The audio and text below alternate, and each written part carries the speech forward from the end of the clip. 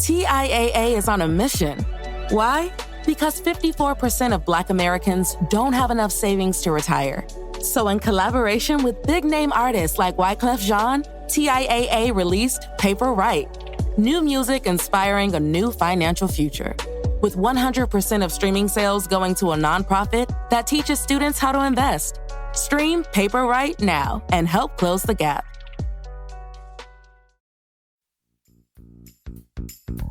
I'm Hemant Mehta. And I'm Jessica Blimke. And you're listening to the podcast for FriendlyAtheist.com. You can now listen to all of our episodes and see show notes at FriendlyAtheistPodcast.com. Dr. Stephen Tomlins is a researcher and graduate of the University of Ottawa who has just co-edited a new academic book called The Atheist Bus Campaign, Global Manifestations and Responses. It looks at the various advertising campaigns, billboards, bus ads, and the like all over the world. Stephen, thank you so much for joining us today. Oh, you're welcome. Thanks for having me. So let's talk about where this idea started. Were you involved in it from the start to advertise that atheists exist on buses and billboards, or did you come into it a little bit later?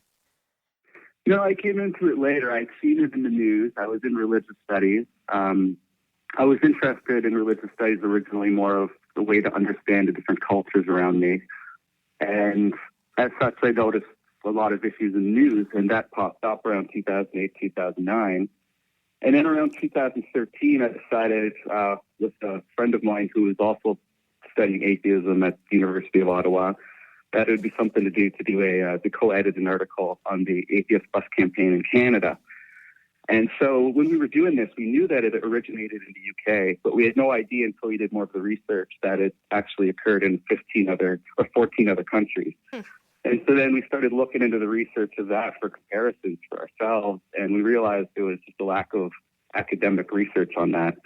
So we thought, well, this would be a great idea for a book, and that's how we started. The first campaign started in the UK, and can you tell us about what that campaign was? Because I think, from my perspective, because I was covering this stuff when it happened, this one campaign goes up, it goes viral in a huge sense, and everyone just realized, oh, we can kind of do that too. I don't know why we didn't think of this before. And then it just goes all over the place, and it seems like atheists had no idea we could advertise our non-belief in such a public way. And you could get money for this. Some groups were sponsoring this.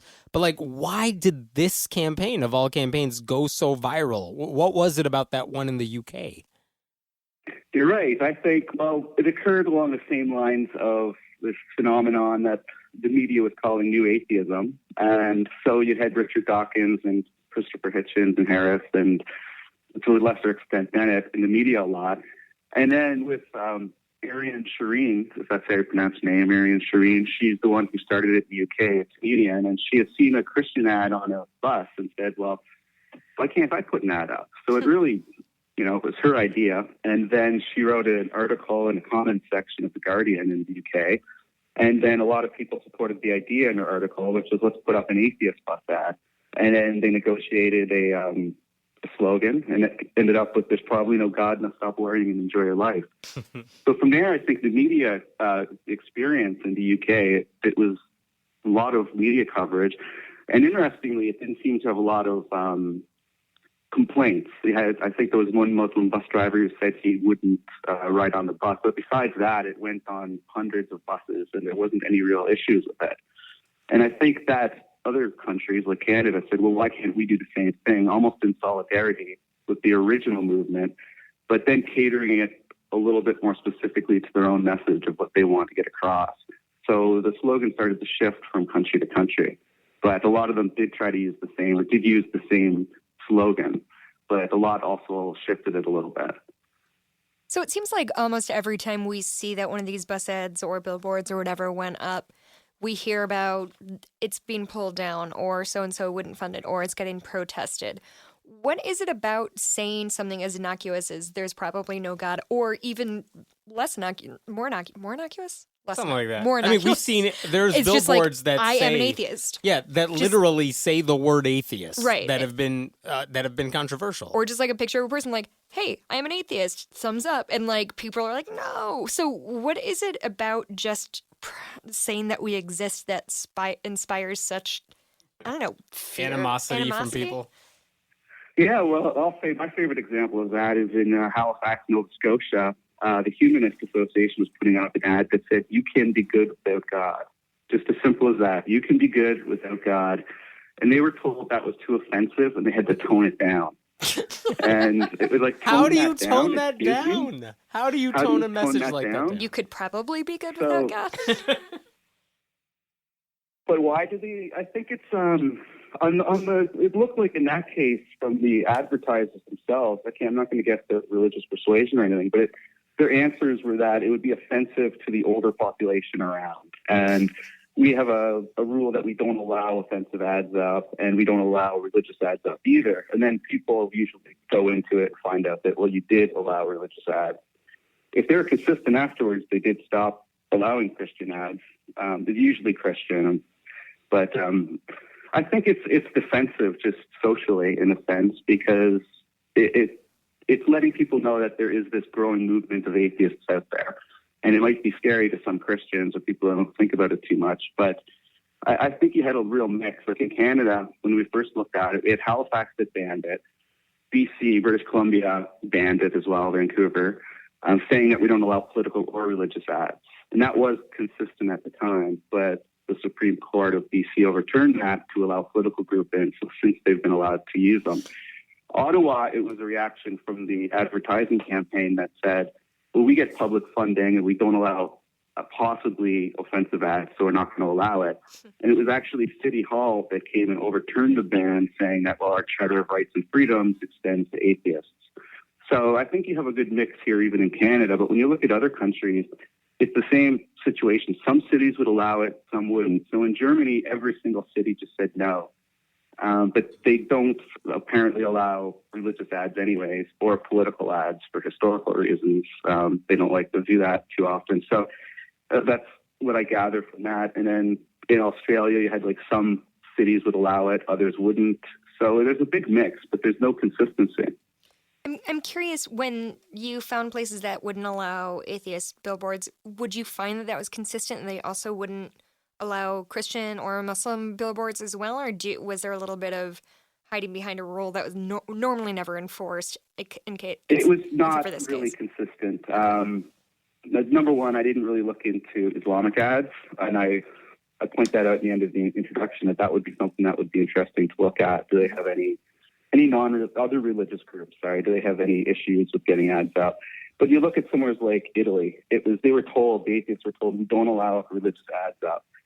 And then a week later, because the Catholics were already going to respond to the atheist ad that had just been banned, all the Catholic ads went up. So the ones that were in response to the atheist ad, but the atheist ads didn't go up, or they went up for maybe a day and came down. So there's no consistency there. Other ones like Spain did allow, they have a large Catholic population, and the media, there was a lot of the Catholic Church talking about how these ads are harmful and hurtful and stuff like that, but they did allow it to run. So it's hard to really say for every country. It's a good comparison.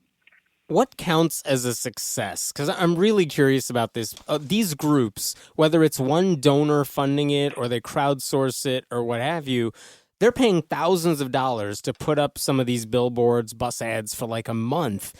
What counts as a success? Is it just based on how much media hits, how many media hits they get, how much they're in the news? Is it like number of new members to their groups? Is it how many converts they get? And which I don't even know how you could measure. Yeah. But what counts as a success, or is it different depending on the country?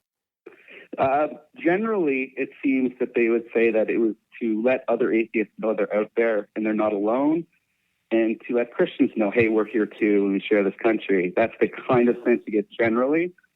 You don't get the sense that they want to use the word proselytize to convert people. So in Germany, when they did their original ad campaign, they said they did it because they just wanted to raise awareness of who they are. However, because they were banned on the on the regular city buses, they rented their own double-decker bus and put the ad on the bus and then started driving around the country. And a Christian group decided to follow them with their own bus and their own ad, countering it. And so the media took notice and called it a I can't pronounce the word right. Proselytizing. Tour. Yeah, there we go.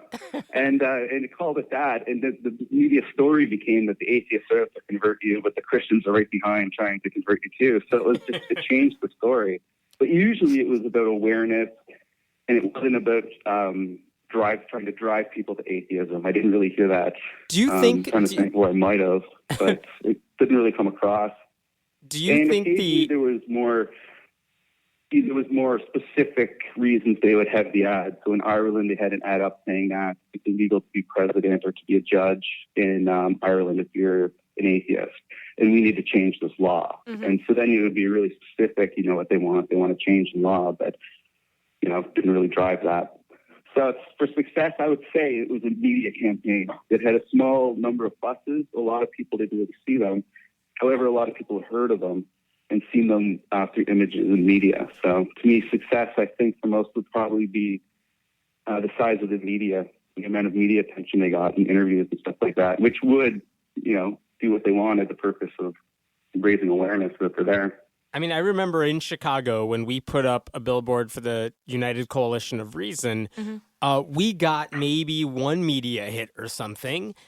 It was a brief mention in a big paper in Chicago, but it wasn't a huge article or anything.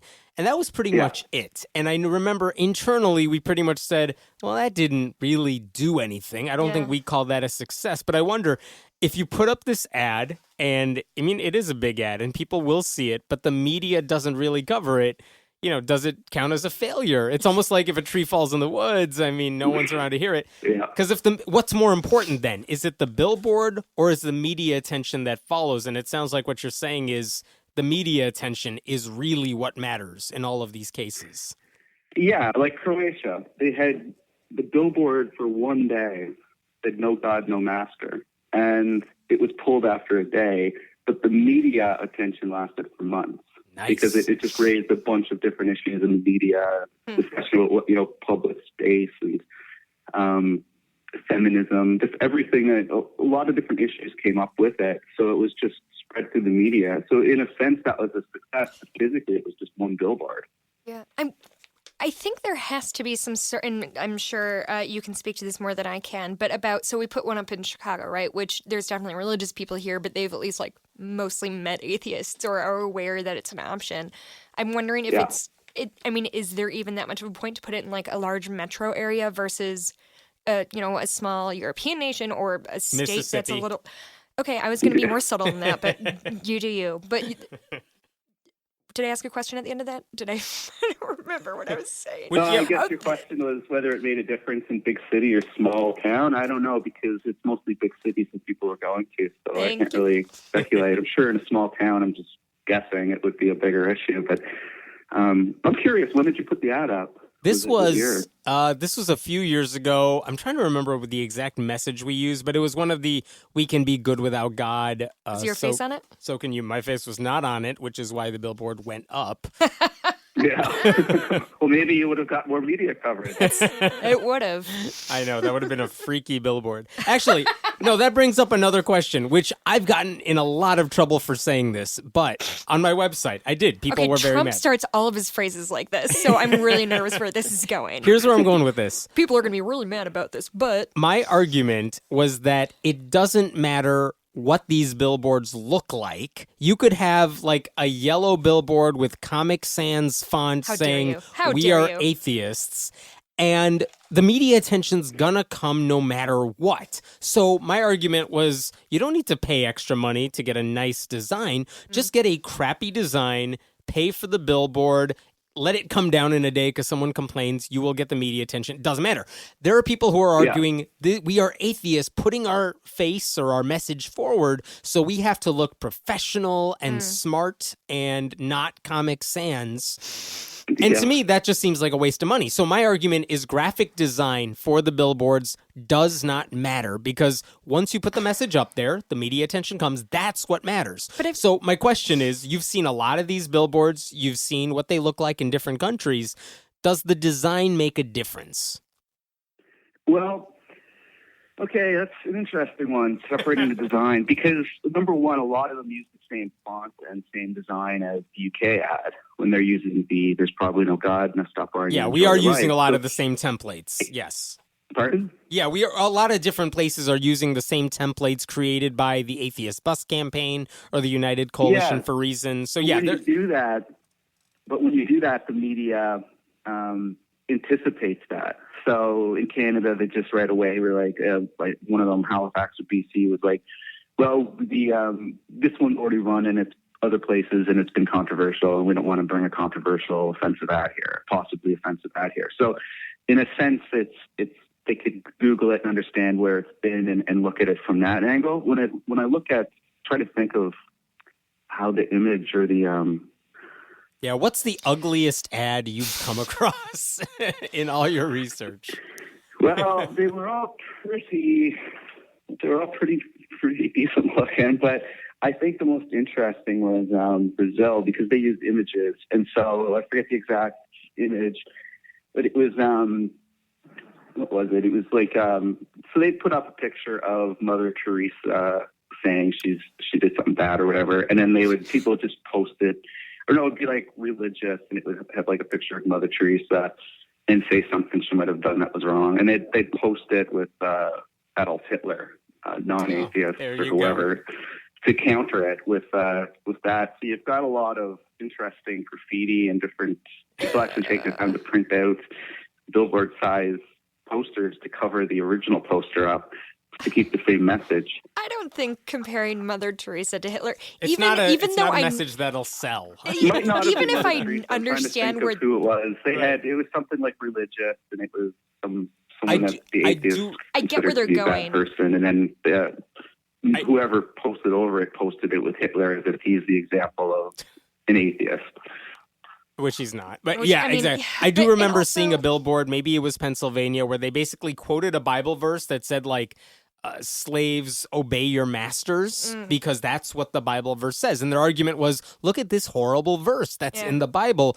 But it looked like the atheist group was saying, hey, black people, obey your masters. Oh, shit. Yeah, that's exactly the reaction everyone had. No. That is the only argument, by the way, I have heard in rebuttal to the design doesn't matter argument that I thought, okay, that's a good point. That was not a smart way of. I never thought of it from the design angle. So you're this is something that I'll be going home thinking about as well, right? But my thesis here is that anyone who wants to could put up a billboard in white background, Comic Sans black font that says it's the worst font.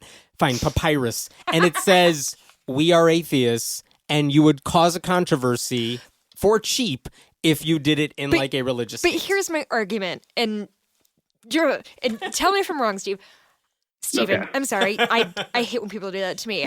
Anyway, my argument is this. I don't think that the expensive part of putting these campaigns together is necessarily the design work. Like, it's not the most expensive. You're right. So I think, like, if we're going to cut costs, let's maybe, like, put up something at least kind of nice looking and, like, with a message and, like, a pretty person's face and not one of our dumb faces on there. And, like, shell out the $200 and get a graphic design student to do it. Look at it, though, for the most part, I think part of what was interesting was this uniformity of message, right? Because then it became almost like what interested me was it was that kind of global movement feel to it. I wouldn't say particularly necessarily, because a lot of the messages shifted and there was different ones that didn't look the same, but just the fact that they did have that unity, I think, helped in some of the countries say, well, we want to belong to this movement and we want to create our own ad, put it up and see what happens, get our message out. Whereas in the States, you probably have a different perspective, because the chapter that we got for the States had, I forget how many, it was dozens and dozens and dozens of billboards that they were able to analyze, whereas in Canada, I had 2 different types of messages, right? And then in Spain, you had one message. So all these other countries are dealing with like one atheist message. And then the States has all of a sudden like 40 or 50 or so. Do you think I think there's something there, but I think the unity kind of might have helped it. It's at least spread along. I'm not sure. Do you think these billboards have helped the cause of atheism in the sense that more people have become atheists, or that more religious people are like, oh, they're atheists in my community? In that sense, do you think it's helped us, or do you think the controversy surrounding these things has caused some sort of backlash against atheists? I think it depends on location. I think because I know Canada best, speaking of Canada, the studies or the stats, the polls all showed there was just indifference. Nobody really cared one way or the other when they were asked about the ads. And they only kind of cared when it was, they were asked about should it be banned. And they'd be like, no, freedom of expression. And that was really it. And then a lot of Christian groups came forward and said, we believe that they have the right to have their ads up. And so the controversy became free speech, freedom of speech versus the right, or whatever you will, not to be offended. And so that became an issue in a lot of places. So would you say there's one message that you thought was kind of the most effective or the best at conveying your message, being controversial enough to drum up a little publicity, but not too controversial, and that it was straight up offensive to somebody? Do you think there was one that really just kind of hit the bullseye? Hit the bullseye, the perfect slogan. Gosh, this one's a toughie. If not, we can just write one right now. We can just spitball one. So you get like the Netherlands would be like, there's probably no God, dare to think for yourself and enjoy life. Uh-huh. New Zealand, there's probably no God, and stop worrying and enjoy life. It just kind of went through that. I don't think it was one that the other ones that were alternatives to that. I don't think anything stood out as being like, oh, this one's going to, well, it depends what you want. Like, this one's going to change anyone's mind. And to re-answer a question you asked earlier, I don't think there's a way of telling right now, at least, unless you start interviewing or doing surveys, that there were many people that were affected to become atheists because of that. I think. I wish there was a way to quantify that. I don't know that there is necessarily in places like Canada, but then again, there could have very well be a backlash in somewhere like Italy or Spain, where some people felt that it was in their face. So it's such a when I'm looking at the world like this, 15 different countries, it's hard to really generalize, right? Yeah. It's so weird that we're even having this discussion, because Jessica and I have both driven around the Midwest where we see these crappy billboards. 65, man. Yeah, where they just say going south towards Indy. Hell is near, with Hell is one real. word on every billboard. Yeah. Like there's a billboard that's exactly with is. Hell is near or real? Near, real, whatever it is. real. But you're just like, okay, they just put that up and they didn't even think about it. And we're like, you're writing an academic book about our billboards. Yeah, we're trying to like discern ROI on our billboards. Yeah. Okay, there was a time when the UK billboard came out, and maybe for 2 or 3 years afterwards, where I swear I was writing articles about every billboard that went up, and it happened like once or twice a week in different countries, different cities. And it's down. And we're done. Yeah, like it hasn't. Now it happens maybe once every few months around the world. Did atheists jump the shark? Did it lose its... Like, did the billboards lose their teeth? Or, like, why did we just suddenly stop? I don't know. It did seem to kind of trickle down a little, didn't it? Yeah, I'm not sure. I was looking at this one period of time, so it's hard to know. I could tell you I haven't seen any atheist billboards here in Ottawa or any bus ads. But then again, even the use of the words like new atheism, unless you're in circles, are kind of something you might have to explain now to somebody who's just finishing high school, right? What did you, after doing all your research and exploring all these different countries, did you learn anything that you just had no idea about when you started your research?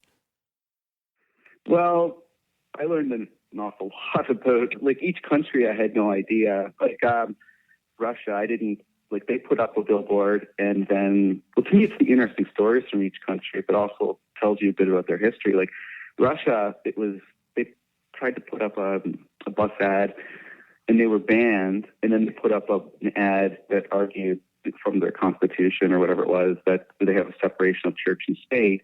And that one was banned. And they were just told it was too controversial or something like that, the usual. And quoting their constitution was quoting their constitution was too controversial. Yeah, exactly. It was considered too controversial. It wasn't allowed. So, and the Constitution was the Russian Federation is a secular state. No religion may be established as a state or an obligatory one. That's what they wanted to put up, and they were told they couldn't. And then afterwards, they created a new form of blasphemy law, and that was used for Pussy Riot later. So, like, to me, it's like that was interesting. And then the Germany situation where you've got a Christian bus following the German bus around is just interesting. And looking at like Australia, I didn't realize that part of their debate became about the fact that atheists weren't protected by freedom of expression or speech, because no one is. It was they don't have a Bill of Rights, and it's been debated there whether they should get one or not. And it became part of the larger debate there was on whether they should have one or not. So it was all these little things from each country. Brazil, I didn't really know much about. That one's really interesting. And now that I think about it, the one I just was flipped through to see the picture. It was, I don't know where I got Mother Teresa from. Must have been my imagination there. It was Adolf Hitler that they put up as does believe in God, the atheist. And the counter of that was people posted up pictures of Stalin to cover that. So just to reiterate that, atheists put up a billboard of Adolf Hitler saying this guy was a Christian, basically. And it says, does not believe in God. He does believe in God. Chaplin. Yeah. They put Charlie Chaplin up and put does not believe in God. And then they put Hitler up and says believes in God. Oh, I kind of love that, actually. You sold me on that last part with Charlie Chaplin. I'm on board. It was Charlie Chaplin was the atheist, and Hitler was the religious fellow. And then they started posting over pictures, the image of Chaplin with, pictures of Stalin and different communist personalities and stuff like that. It's such a terrible argument, but I really love that billboard. I mean, it gets the conversation started, which is kind of the brilliant thing. I mean, this is what Ariane Shireen did in Britain so well. She got a conversation going that people weren't necessarily having. Mm-hmm. And Stephen, like you said, with the new atheism thing, I mean, what makes Richard Dawkins, Sam Harris Hitchens such a big deal is that they kind of broke free of the atheist bubble. They got this message into the mainstream where people were talking about it. And these bus ads kind of did the same thing in cities where, people may not have thought there were many atheists at all. And suddenly they're realizing, oh, there are groups for them in this city. Yeah. I've heard from plenty of people who said, I didn't know there was a group, but I saw that billboard and I realized that describes me. And then they followed the website. That's interesting. It would be interesting to see if there was a spike in membership. But then again, at the same time frame, there was a spike in readership for sure. Like the new atheist books were very popular. Absolutely. I'm not sure what their sales are now. But right. I have heard from individual group leaders, many of them, that when they put up the billboards, they did have a spike in membership almost across the board. It certainly didn't go down, but a lot of them saw, if they had regular meetings anyway, they did see an increase in membership. That's good. Especially if the media coverage was there, and especially if they were... My favorite part in all of this, when you see the reactions, Stephen, you mentioned some of these billboards say, we can be good without God. That is a harmless, positive message. Yeah. But every time the media covers these stories, they have to interview, men and women on the street. What do you think of that billboard? And inevitably, they'll say, I'm offended by it, which is ridiculous. And they're not going to use the guy who's just like, I don't care. Right, exactly. Between the people who care, right? But the fact that there are people out there who are like, what, atheist? I'm offended by your existence. And those are the same people who are like, we can't use the N-word anymore because everybody's so easily offended. I'm assuming that Venn diagram but whenever is they whenever they have those media hits, those news clips, that's when people start talking about it in the communities. That's when the letters to the editors start.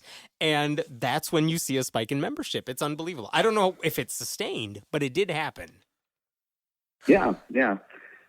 Well, that's interesting because I don't really have any stats or anything like that on how it might have affected people when it comes to membership and how to differentiate between that and the new atheism itself. Because I know from, say, the university I went to, an atheist group started up around the same time, but they never mentioned the Atheist Bus ads as being anything that drove them there. But it was probably 2 years later when they started it up. But they definitely had, like, you know, a poster up on table day with Christopher Hitchens and Dawkins and stuff like that. So. Well, we're about to wrap up, and last question is, what's next for you? What are you going to study next? Are you going to stay on the same track or try something new? Well, I don't know. The future's wide open. I graduated a few months ago, and I just got a job at a think tank, a nonprofit think tank called the Institute on Governance. So I'm studying different issues to do with governance and Indigenous governing in Canada and stuff like that, nation to nation. So it's something I'm doing now as a researcher, but I'm open to the future. And one thing I've always been interested in is, you know, thinking of if I did do another book would be looking at the blasphemy law from different countries like Canada, because obviously the States never had one, but Canada had one and they used it 5 times. And I think it'd be interesting if I come up with a way to package a book, maybe like the English Commonwealth countries that had blasphemy laws, and just look historically to see how atheists were treated through the use of these laws. Yeah, I think that would be something interesting. So that would be fascinating.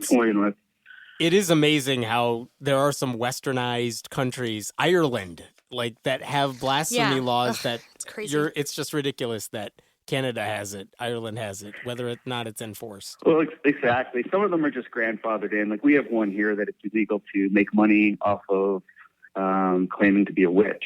And that wasn't used for quite a long time until like 5 years ago or so. And Jessica's side career is over. He was paying a witch to heal him, and the police charged the witch for trying to heal him while claiming to be a witch. That was such a plot twist. Sometimes they can pull these old laws out. So I think that some of these should be looked at, but it would be a way to kind of draw attention to it. And also a way historically to know a little bit more about atheism from the founding of a lot of these countries, because it's not like there's a lot. Well, I don't know what I'm trying to say anymore. That's all right. We're still stuck on the witches line. It's all good. Can you write a book about how that became a thing? Because I want to read it. But I think it would be good because I've done some work on the Canadian one. You got to really dig it up, so it's fun. And like I was trying to say, it was basically like picking up atheism in Canada at the turn of the century is not like the easiest thing to do. It's not like there's a bunch of atheist writers out there in Canada that we know. I love how someone must have thought that was a problem. But it's like there were a few that were persecuted, so it'd be interesting to look at that, see if it's the same in other countries. What a time to be alive. Thank you so much. Again, the book, thank you. Dr. Stephen Tomlins, the book is called The Atheist Bus Campaign, Global Manifestations and Responses. It is, I should say, it's an academic book. It's an expensive book, but if you go to college, if you have a local library, you should be able to get your hands on it soon. Or buy it. Jesus, or buy he's it. On our show. Or buy it. I heard hawk his book. It's coming out just in time for Christmas. Oh, my goodness. One under every tree. Thank you so much. Thanks. My pleasure. Thanks. Thanks for listening to the podcast for FriendlyAtheist.com. This episode was taped at Cinnamon Sound Studios in Aurora, Illinois, and the music was written and performed by Brad Chagdis. If you like what you're hearing, please consider making a contribution at patreon.com/Hemant, that's He-Man T. We appreciate your support. I'm Hemant Mehta. And I'm Jessica Blumke. We hope you'll join us next time.